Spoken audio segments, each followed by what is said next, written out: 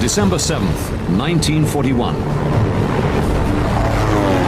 An aerial strike force gathers and executes a surprise attack on the US Pacific Fleet at Pearl Harbor. Its aim, to bring a nation to its knees. Thousands die in one of the most devastating defeats in military history.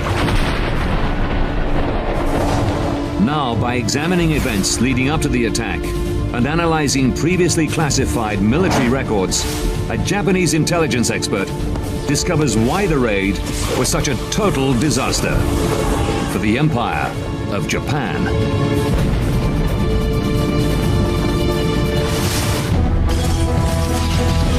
Disasters don't just happen.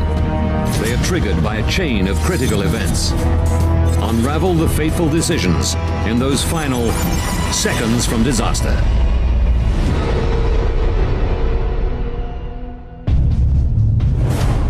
"4 a.m. The Sea of Japan, 6,500 kilometers from Pearl Harbor. For Japan's strategic mastermind, Admiral Isoroku Yamamoto, today is the culmination of years of research and planning. The attack on Pearl Harbor will be the first blow in a wave of attacks across the Pacific as Japan seeks to carve out an empire. Now, the planning is over, and the storm is about to break.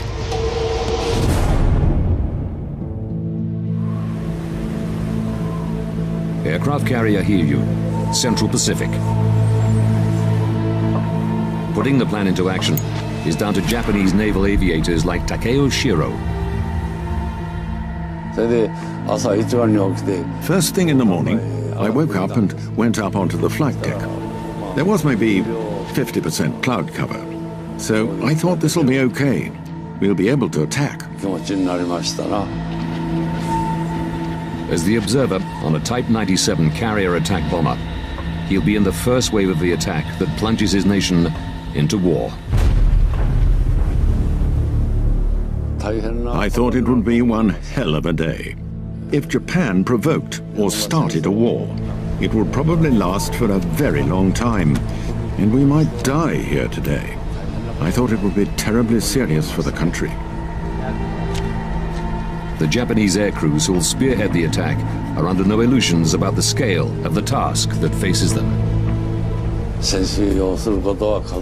We were prepared to die in battle. We were told to write a farewell note home to our parents with some of our hair and nails as mementos. So we cut our hair and nails and wrapped them up with the farewell message so that if we did die, they could be delivered home. 6:30 a.m. Battleship Row, Pearl Harbor. Deep in the armored belly of the battleship USS Arizona, Don Stratton starts the day like any other Sunday with the ship in port. One Sunday morning was just a clean sweep down. Sunday was just kind of a leisure day for everybody. Everyone on the warship is running to a peacetime routine. I did have some extra oranges on the chow table, and I was going to take them down to sickbay to a buddy of mine. Moored at the east side of the anchorage is the heavy cruiser USS San Francisco. Marine Private Mal Middlesworth is one of the skeleton crew manning the ship while it waits for repairs. Duties are light, and the crew makes plans for their shore leave. There's a lot of conversation. What you did on last Liberty, what you're going to do on this Liberty, what time you're coming back. You might talk about some mail that you gotten home. 370 kilometers out to sea, the storm is gathering. This captured Japanese film shows the final moments as the massive strike force of 180 bombers and fighters gets underway. The fighters were on the leading edge, then carrier dive bombers, then carrier attack bombers at different heights, with horizontal formations too. We flew around above the task force, getting into position. And then, when we were all in formation, we set off. 7:02. Opana Point, Hawaii. At a newly installed radar site in the far northwest of Oahu, novice operators George Elliott and Joseph Lockhart have something unexpected on their screens. The radar shows more aircraft than they've ever seen heading inland at high speed. Their report comes to Army Lieutenant Kermit A. Tyler. He's expecting a flight of B-17 bombers from the mainland.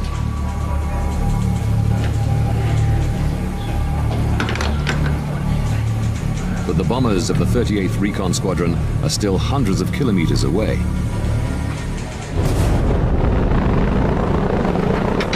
The planes on the radar scope are an aerial armada, the first wave of the strike force for the most powerful carrier fleet ever assembled.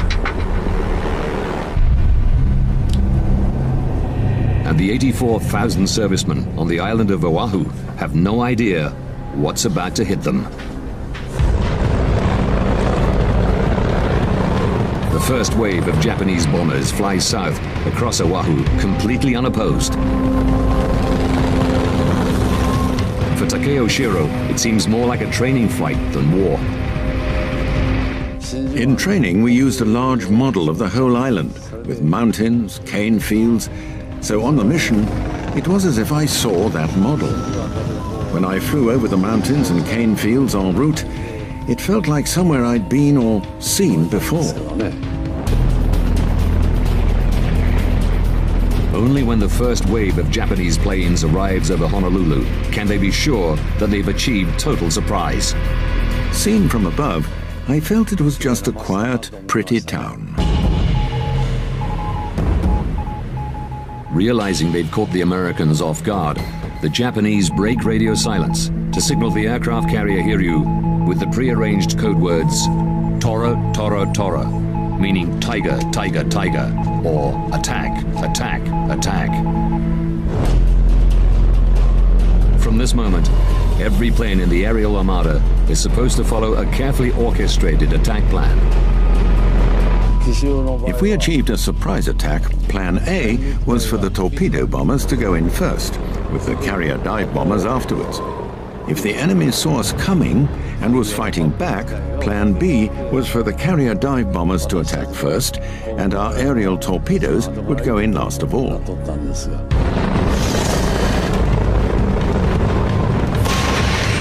But when the attack leader fires a single flare to signal that they should execute Plan A, many pilots don't see it. When a second flare is fired, pilots who saw the first one think they're going for Plan B. In the confusion, the entire fleet attacks at once. We descended. We'd been flying between 3,000 and 3,500 meters since leaving the aircraft carrier, until we dispersed, until we had the order to attack. Then we were told, all units attack. So in we went. 7:58 a.m. The sailors at Pearl Harbor are following the usual relaxed Sunday morning routine. It's a beautiful, typical Hawaiian day, sun shining. I had the 8 to 12 watch. And on that watch, you go out and make colors. That means you raise the flag on the fantail or the back portion of the ship. Sweeping in from the north, the torpedo bombers spearhead the Japanese attack. There were no aircraft carriers, but several battleships lined up. I think we attacked the one that was on the outside, two from the front, the West Virginia. As navigator and bombardier, Takeo Shiro is responsible for releasing the torpedo at exactly the right point. Pearl Harbor is quite shallow. It's only around 12 to 13 meters, so it was vital that the torpedoes did not just bury themselves in the harbor mud. And that's why we released at a low altitude. Lieutenant Matsumura was in front of me, and he told me exactly when to drop it, saying, "Ready? Fire!" And I pulled it immediately. one quick movement. We realized from the wake that it was running beautifully. The attack is underway before the American sailors know what's hit them. In the depths of the USS Arizona, Don Stratton never gets the chance to see his buddy in sickbay. When the explosions begin, he rushes to his duty post. It's the start of a battle that'll see thousands of sailors like him fighting for their lives.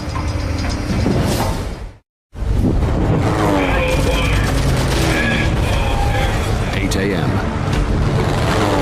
At Pearl Harbor, the peaceful Hawaiian Sunday morning is shattered by a devastating aerial bombardment. The onslaught catches U.S. servicemen like Mal Middlesworth completely off guard. I heard this horrible explosions. And I thought, my God, what are they doing on Sunday? It's obviously a drill, but it looks very realistic. Together with more than 1,000 other sailors on the USS Arizona, Don Stratton is plunged into the fight of his life. I went down on the forecastle and the sailors were pointing and hollering and pointing toward Ford Island, and looked over there, and we could see the bombs landing and the planes banked, and we could see the red sunrise on the planes, and we knew right away it was the Japanese.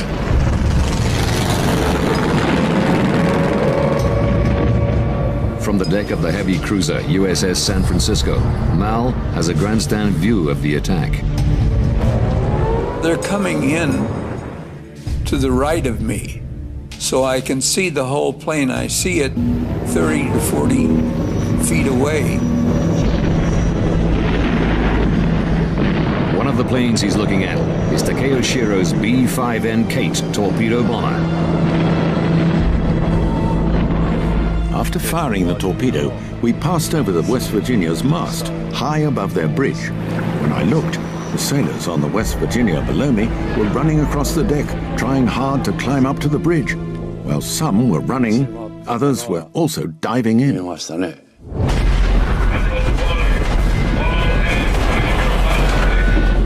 The sailors and Marines on the American battleships quickly overcome their shock.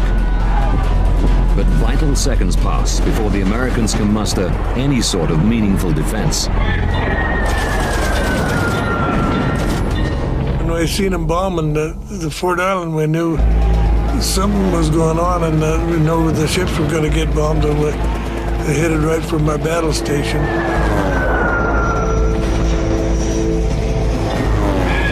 Don Stratton's job is to feed information to the anti-aircraft gunners on the port side of the USS Arizona. That's up about 5 ladders to get to up there to the sky control platform, they call it. But the other side of Pearl Harbor's main anchorage, Mal Middlesworth is stuck on a ship with no fuel and no ammo. There wasn't anything that I could do to respond to the situation. When you have the watch, a Marine has a .45 caliber pistol. I think the helplessness was one of the major feelings that you had. What can I do? How can I help? How can we get out of this mess? There was nothing we could do at the time. 8:02. While Mal Middlesworth watches helplessly, Don Stratton manages to bring some fight to the Japanese. Speed 230. We were doing some good, and I think the Japanese were very surprised that we were firing at them that quick. But the odds are stacked against the defenders, and after just a few minutes, they're running out of ammunition. We had 50 rounds of ammunition behind every gun, and we had to break some of the locks to get at the magazines and get the shells, but we fired all of those, and our gunnery officer went down to get some more. In spite of their often heroic efforts, the sailors struggle to cope with the combined aerial assault of low-level torpedo bombers, dive bombers, and high-altitude bombers. We were firing at the high-altitude bombers and the dive bombers that were coming in. We couldn't set our fuse for that altitude, all the bursts were very short. They were higher than we could get to them. To provide some record of the attack for the Japanese High Command, Shiro's pilot, Lieutenant Matsumura, climbs, then turns to allow him to take photographs.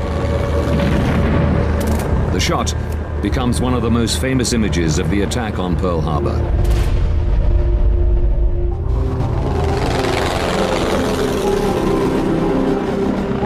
While the defenders are still reeling from the torpedo strikes, the Japanese unleash their most devastating weapon. Flying in precise formation, 10 high-level bombers target the USS Arizona. The Nakajima-type 97 bombers are equipped with 500-kilo armor-piercing bombs converted from battleship shells. To guarantee hits from high altitude, every plane has to keep tight formation and drop simultaneously. Using a small, white, rectangular flag, the lead bomber signals the formation to release their bombs. From a height of 3,190 meters, the bombs will take 26 seconds to reach the Arizona. 8:10 a.m. Disaster strikes. One bomb hits the deck of the USS Arizona just to the right of turret number 2. It plunges through more than 12 centimeters of armored steel lining the deck to start an incredible explosive chain reaction in the guts of the Leviathan.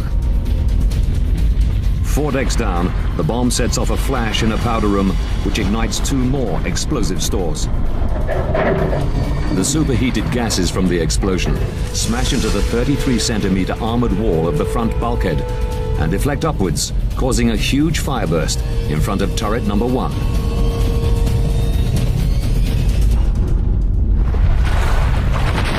As the erupting gases break through the decks, the remaining ammunition stores ignite. The result is a catastrophic explosion that tears the ship apart. There was 1 million pounds of ammunition exploded, and it just raised the ship right up out of the water, and it blew like about 110 foot of the bow of the ship clear off. The blast hits everyone on the ship. Even high up on the mast, Don Stratton is caught by the explosion. The ball of flame went up from the explosion and about 500 or 600 feet in the air, and it just enveloped us up there. And the captain and the admiral were both killed on deck right below me. I think it just incinerated them. From his watch position on the cruiser San Francisco, Mal Middlesworth looks on helplessly as the explosion heaves the 30,500-ton USS Arizona out of the water. It was total devastation. I mean, it was unbelievable, beyond anything I'd ever seen or anybody would ever think about. On board the Arizona, Don Stratton is miraculously still alive, but only just. My face was burnt and lost part of my ear, and my back was burnt. My t-shirt caught on fire, and this side is pretty well burned up. And everyone else on the ship is either dead or too badly hurt to help. The fire is raging. The only hope of survival is to get off the ship and get onto the neighboring repair ship, USS Vestal. But they're 18 meters above the water, and the sea is aflame with burning oil. We seen a sailor on the Vestal, and we got his attention, and he threw us a heaving line. We pulled that across. We tied that onto the Arizona.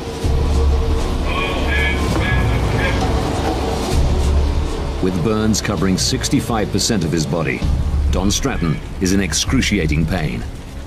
But there's no one to help. If he wants to live, he has to get himself out of there. His skin is badly burned, and gripping the rope is hard. When we started to cross the line, it just took the skin off my arms. It's like you would take off a stalk. We proceeded to crawl across the line hand over hand to the vessel, which were probably about 70 feet across and about 45 feet in the air.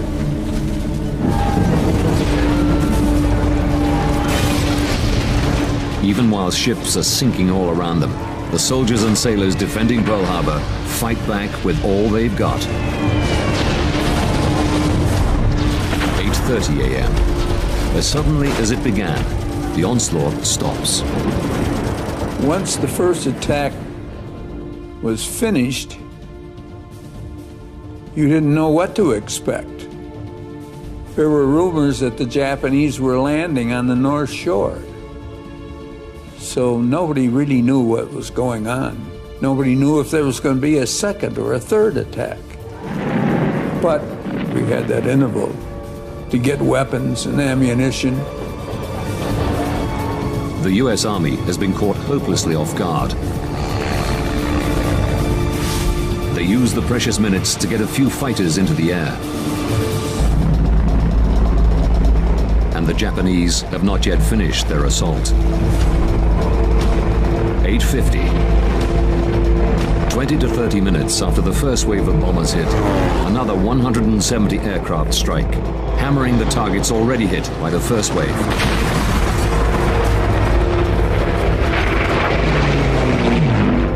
The other main targets are the airfields, which are subjected to furious strafing and bombing attacks throughout the morning. Because of fears of sabotage, the U.S. Army's planes are gathered together to make them easier to guard. But that also makes them easy targets for the Japanese. Over 180 U.S. aircraft are destroyed, with more damaged. In total, 4 American battleships are sunk, 4 damaged, and 13 more major ships destroyed or seriously damaged. In return, the Japanese have lost just 29 planes. For the Japanese air crews, the attack looks like a total triumph. We'd been able to strike a blow at the very start of this war. So as soldiers, it was a matter of great pride. We were very happy.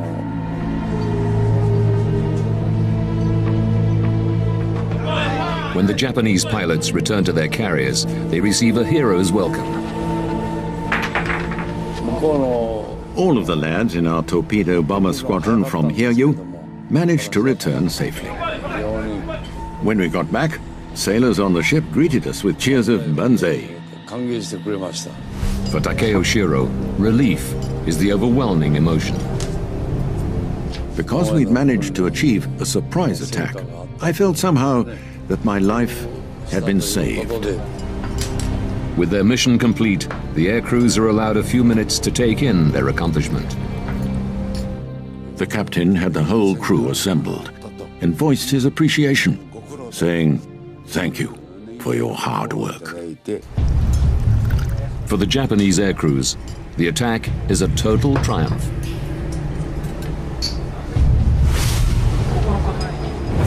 "3 p.m.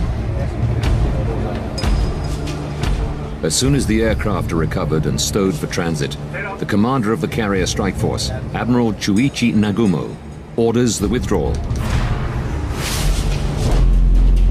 The performance of the Imperial Japanese Navy has exceeded all expectations. The attack has sunk more ships, and losses have been lower than in even the most optimistic Japanese predictions. But even so, it has in fact totally failed. The Sea of Japan, 6,500 kilometers from Pearl Harbor. Amidst all the joy of a successful attack, all the congratulation, one man is not swept away by the excitement of victory. The mastermind behind the mission, Isoroku Yamamoto, can see what others can't. Far from being a triumph for Japan, the attack is an utter disaster.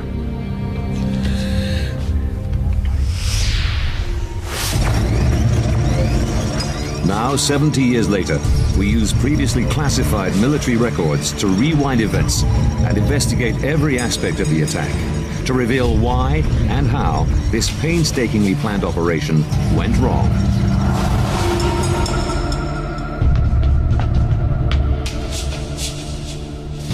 Japanese intelligence expert Tosh Minohara will uncover a series of miscalculations by the Japanese military that led to disaster on a scale that totally changes the course of the nation's history.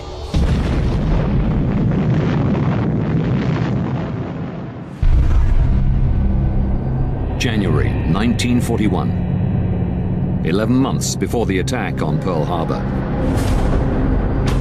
The operation is conceived as part of a bigger Japanese plan to build a Southeast Asian empire spanning China, the East Indies, and Malaya. The Japanese Army's plan in the South was to secure Japanese resources, war-making resources. There were a lot of strategic materials down there, rubber being one, tin, and oil, of course, were very important. Japan's master strategist, Admiral Yamamoto, knows this plan will bring conflict with the Western powers. And he sees the US fleet at Pearl as the biggest threat to the High Command's plans. The American Navy could wreak havoc upon Japan's supply lines. The oceans are of paramount importance. Therefore, controlling the sea lanes means controlling the lifeblood of Japan. So Yamamoto plans a sucker punch, a preemptive strike to take the fight out of America and eliminate its capacity to intervene in the Pacific. The Japanese believed that perhaps the attack on Pearl Harbor would be such a devastating blow upon the Americans that the Americans would lose the will to fight. Yamamoto plans the attack on Pearl Harbor to be a crippling blow for the US Navy. But our investigation shows how key errors in the tactical planning and the operational control of the attack turn it from triumph to disaster. Admiral Yamamoto knows that aircraft carriers will play a critical role in the war to come, and the American aircraft carriers based at Pearl Harbor are priority targets in his attack plan.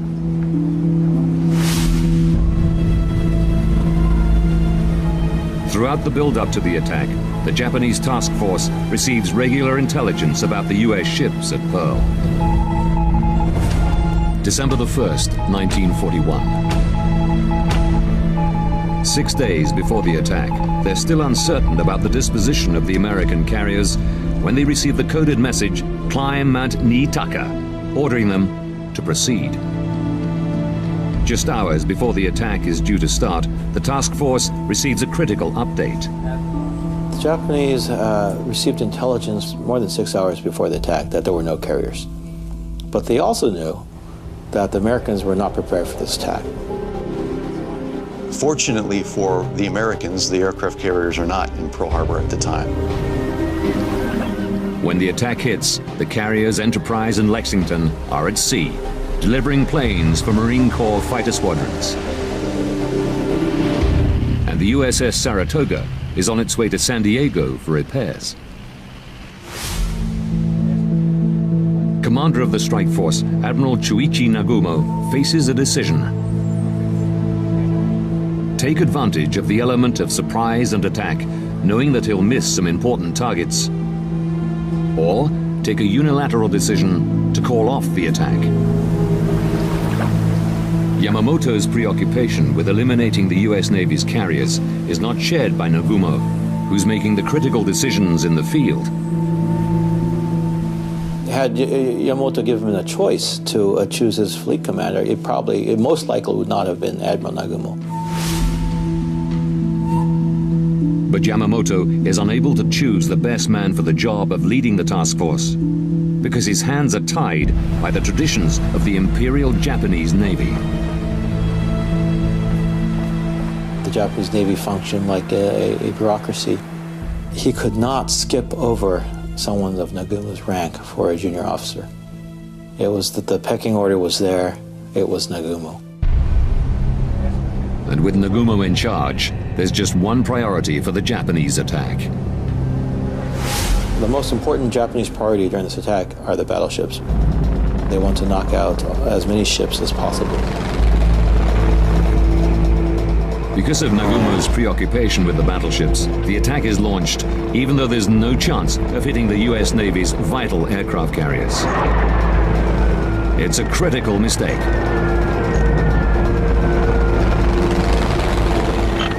But even without hitting the carriers, the attack on Pearl Harbor could still have struck crippling blows on the US Navy, if it had hit the right targets.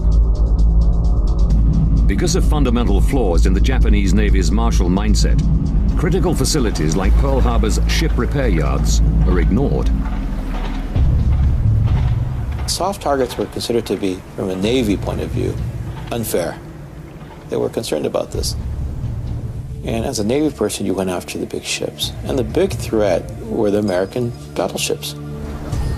The shipyards and so forth would support American war effort, but would not be a direct threat towards Japan.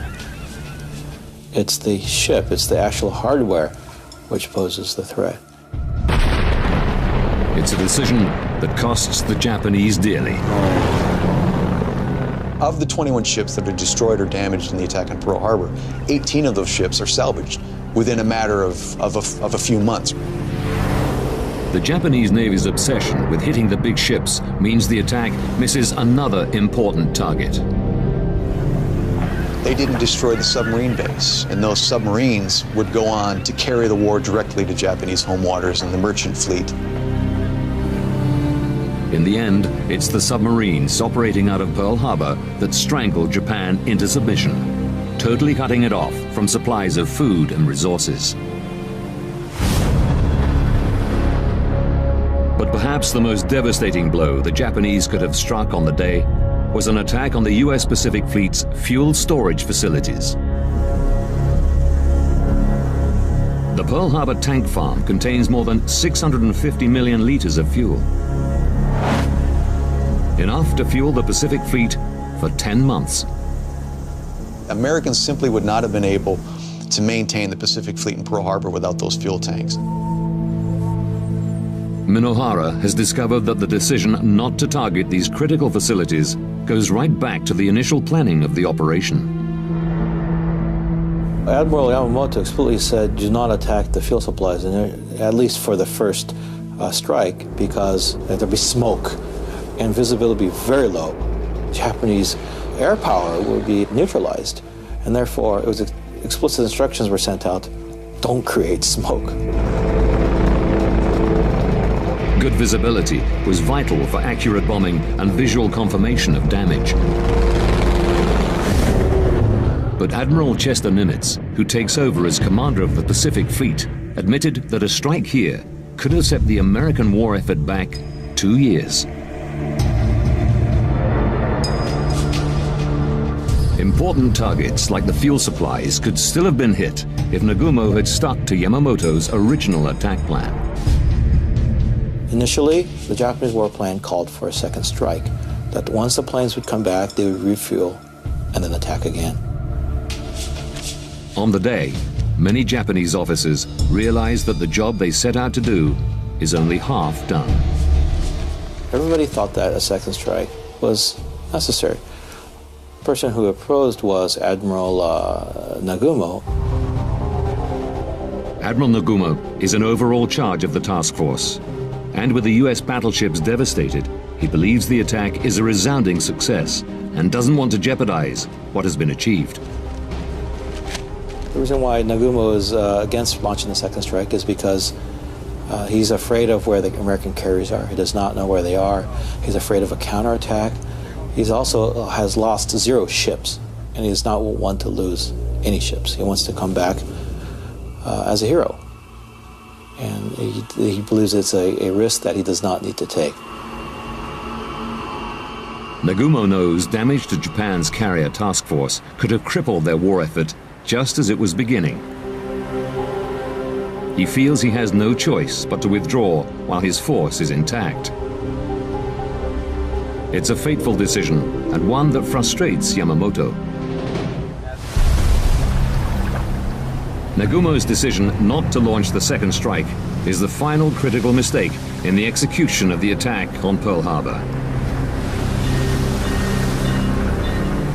America's capacity to fuel and repair its fighting ships is undamaged. And the deadly submarines of the Pacific Fleet are left free to prey on Japanese shipping. The US Navy is down, but far from out. The news of the apparent success of the attack causes widespread jubilation among Japanese naval officers. But straight away, Yamamoto is aware vital targets have been missed. As Yamamoto hears the news, people all around him were in a very joyous mood. There was celebration, there was smiling. Yamamoto himself was in a very, very dark state. Unlike his fellow officers, Yamamoto has lived and worked in the USA and understands the fearsome industrial strength of his enemy. He fears his sucker punch will prove not to be the knockout blow he was hoping for. Yamamoto realized that the war had started, and this would not be an easy war, and so he could not celebrate. What Yamamoto does not realize is that another critical element of his plan has gone wrong. One that will have dire consequences for Japan. The attack on Pearl Harbor is supposed to cripple the US Navy Pacific Fleet and crush American morale. The United States of America is not demoralized. Just the opposite. The nation is enraged and discovers it has an appetite for war. By sneaking up on the United States and killing over 2,400 Americans and wounding many more, by doing that in the way that they did it, that really shook American resolve in a way that nothing else probably could have. But Professor Minohara's research shows the attack was never meant to be a literal surprise. Traditionally, the Navy has been very, very sensitive to maintaining international agreements.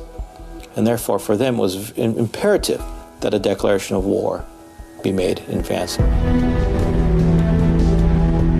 But to maintain a tactical advantage, the Navy plans for a warning message to be delivered to Washington just before the start of the attack.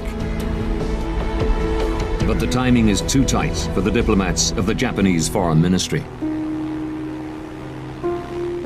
The Japanese embassy said 30 minutes is cutting it pretty close.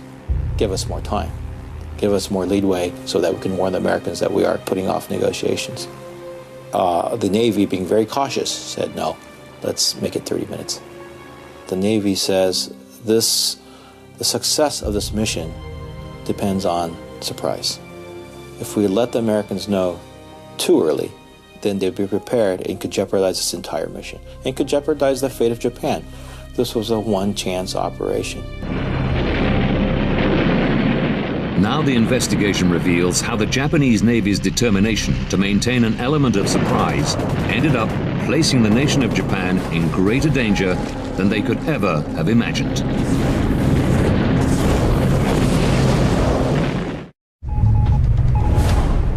December 6th, 1941. The day before the attack, the Japanese begin transmitting a lengthy message to their ambassador in Washington. It is to be delivered to the American Secretary of State, Cordell Hull, at 1 p.m. Washington time, 30 minutes before the attack begins. Divided into 14 parts, this message is to break off negotiations with the Americans and serve as Japan's declaration of war. The problem was with the last 14th part. And according to the embassy staff, I mean, they have their say, and they said it came very late. That they had waited, it did not arrive, they thought that it'd come in the next morning. The delay is fatal. Before the message can be delivered to the Americans, it must be decoded and transcribed. Normally they would have an American staff. She would do the typing and so forth. All American staff were asked to leave the embassy. And so this was done by the Japanese diplomats. And they're not used to typing. They were probably finger typing, and it just took up too much time. But in spite of all the Japanese efforts at secrecy, the Americans are listening in. The Military Signals Interception Project, codenamed MAGIC, is intercepting every message to the Japanese embassy. So they knew pretty much everything that was taking place between Tokyo and Washington. And interestingly enough, they knew before the Japanese ambassador. Nomura himself knew. The signals intercepts confirm American suspicions that something is going to happen, but they don't give any detail about what's going to happen or where. Without this critical detail, all they can do is issue warnings to military bases across the Pacific. December 7th, 7:48 a.m.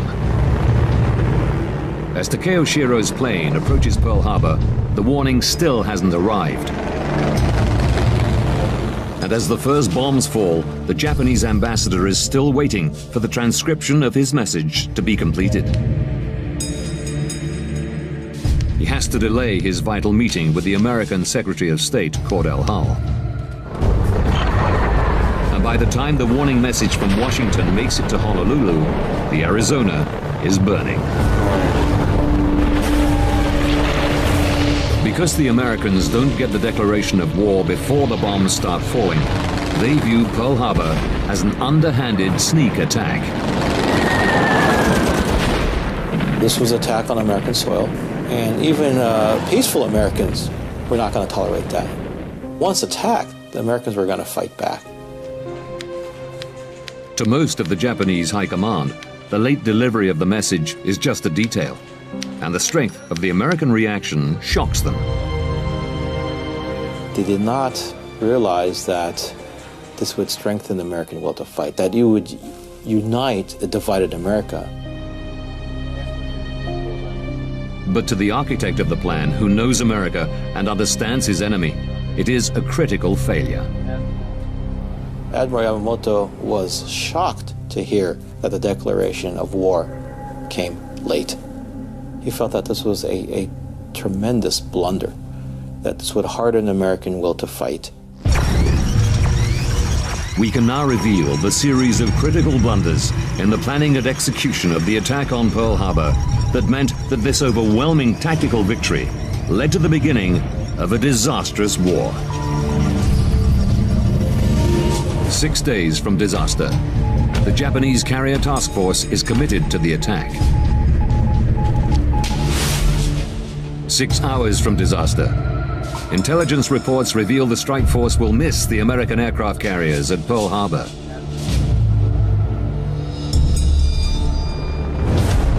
At 8:10 a.m. Japanese bombers totally destroy the USS Arizona with a catastrophic loss of life. The message that Japan is ending negotiations with the US arrives only after the deadly blow has been struck. 10:30 a.m. With Pearl Harbor's critical facilities defenseless, the Japanese withdraw, and the home of the US Pacific Fleet lives to fight another day. But according to Minohara, Japan's greatest error is the decision to target Pearl Harbor at all. Prior to the attack, America would not have stood in the way of most of Japan's imperial ambitions. It was quite evident, and documents, diplomatic records show this. The American public did not want war. But Japan misreads America's mood. The empire makes one of its greatest blunders and pays the ultimate price.